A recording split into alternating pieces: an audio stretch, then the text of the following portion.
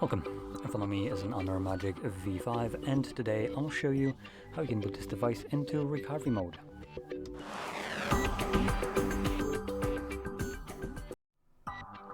So, to get started you will want to turn off your device by holding power button and volume up and selecting power off.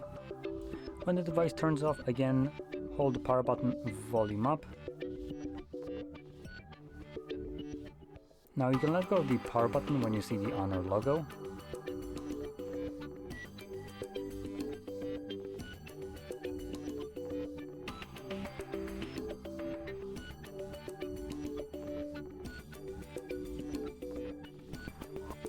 When it disappears, you can let go of it, and this will shortly take you to the recovery mode. In here, we have a couple options.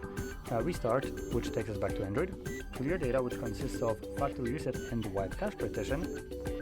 Update mode and save mode. Now I'm gonna stick with the first one, and like I mentioned, this just brings me back to Android, so it's a way of leaving this mode.